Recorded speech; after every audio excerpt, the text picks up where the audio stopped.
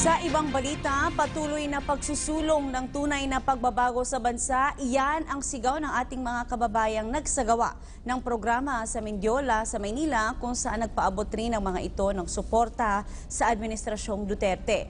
Maigpit na seguridad naman ay pinatutupad sa lugar lalo't naroroon rin sa nasabing lugar ang mga kontra naman sa gobyerno. May report ng aming kasamang si Marita Muahe. Salamat, Princess. Sigaw ng grupong Kilusang Pagbabago ng mga pro-Duterte groups kaninang umaga, panahon na ng pagbabago. Very vocal ang grupong ito sa kanilang pagsuporta sa administrasyon ni Pangulong Rodrigo Duterte at maging sa mga dinadala nitong mga programa.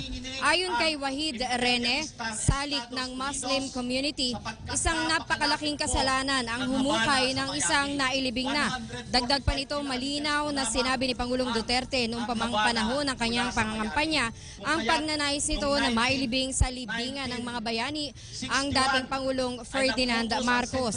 Kasama rin sa agenda ng grupo ngayong araw ang pagsuporta sa federalismo na isinusulong ng Pangulo. Ayon kay dating Governor E.R. Ejercito, mas marami pang nagawa si Pangulong Rodrigo Duterte kaysa sa buong panahon ng panunungkulan ni dating Pangulong Noynoy Aquino. At katulad ng nakasaad sa kanilang permit, ganap na alas 11:30 ng umaga ay tinapos ng Kilusang Pagbabago ang kanilang programa. Bago umalis, nagpaalala sila sa kanilang mga kasama na linisin ang lugar at damputin ang mga kalat. Isama na rin daw ang mga korap. Samantala, mga alas 10:30 ay nasa dulo na ng Recto Avenue na nasa harap ng Mendiola ang dumating na grupo naman ng mga anti-Marcos. Ito yung grupong binubuo ng sentro ng I-Defend. Sa pansamantala silang pinigil ng mga pulis na makatawid ng Mendiola habang patuloy na nagpoprograma yung pro-administration group.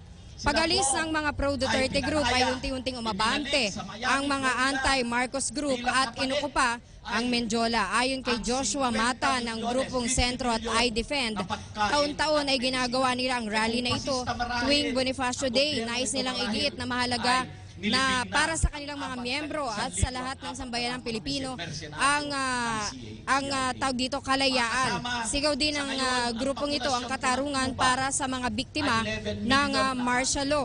May dala-dala silang tila isang kabaong at may mga mukha rin ni na dating unang ginang Imelda Marcos, anak nitong sina Governor Amy Marcos at dating Senador Ferdinand Marcos Jr. Ipinatong nila ito doon sa kabaong. Bukod dito, meron din silang isang tila hinukay na kabaong na kinalalagyan ni dating Pangulong Marcos. Dagdag ni Mata, magpapatuloy ang mga ganito nilang aktibidad hanggang sa hindi nahuhukay ang dating Pangulo sa libingan ng mga bayani.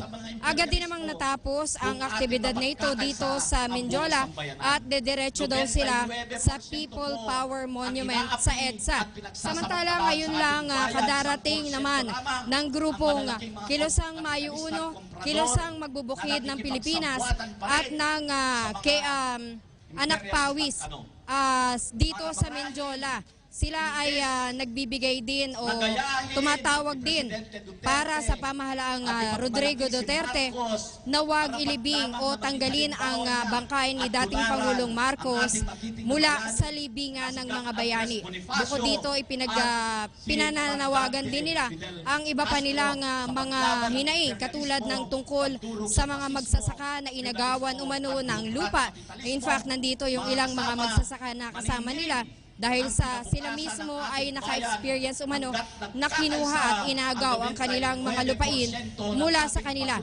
Hindi pa natin alam kung hanggang anong oras magtatapos ang programa ito. Pero napansin lamang natin simula kanina, pag-alis ng isang grupo ay dumarating naman yung isa pang grupo. May nakuha rin tayong impormasyon na sa likod nitong Mendiola, doon sa bahagi ng Malacanang, ay nandyan na rin yung isa pang grupo ng mga supporters ni Pangulong Rodrigo Duterte. Yan na muna ang pinakahuling balita mula dito sa napakainit na Mendiola sa Maynila. Para sa PTV News, Marita Muahe. Maraming salamat, Marita Muahe.